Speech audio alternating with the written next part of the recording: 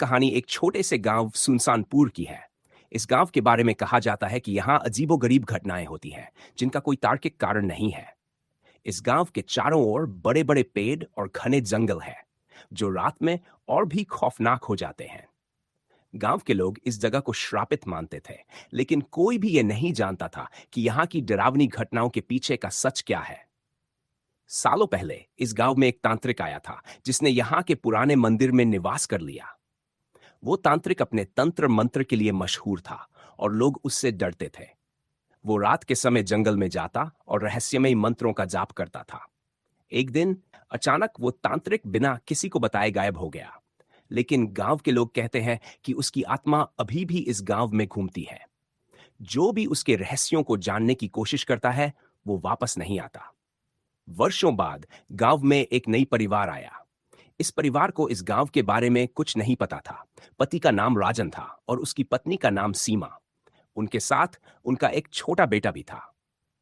उन्होंने गांव में एक पुराना घर खरीदा, जो उस तांत्रिक के घर के पास ही था। गांव के लोगों ने उन्हें चेतावनी दी कि वो उस मंदिर से दूर रहें, लेकिन राजन ने इसे सिर्फ एक अंधविश्वास मानकर नजरअंदाज कर दिया। एक रात सीमा को लगा कि किसी ने उसके कान में कुछ फुसफुसाया है। वो जागी देखा कि घर के बाहर कुछ हलचल हो रही है। उसने राजन को जगाया और दोनों ने देखा कि घर के बाहर कुछ अजीब साया घूम रहा था।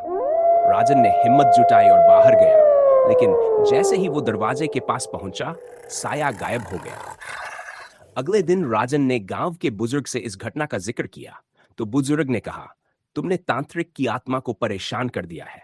जो कोई भी इस गांव के मंदिर या उस तांत्रिक के बारे में जानने की कोशिश करता है, वो मौत के मुंह में चला जाता है। राजन ने इसे एक कहानी समझकर टाल दिया, लेकिन रातें अब और भी डरावनी होती जा रही थी। कुछ दिनों बाद राजन को एक अजीब सपना आया, जिसमें उसने उस तांत्रिक को देखा।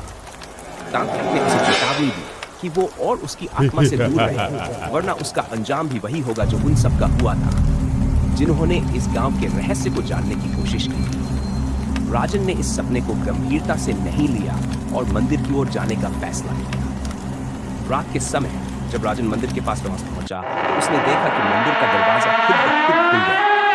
अंदर से एक ठंडी हवा का झोंका आया और अचानक से घंटे बज गए। राजन ने मंदिर के अंदर कदम रखा और तभी अचानक से दरवाजा बंद हो गया।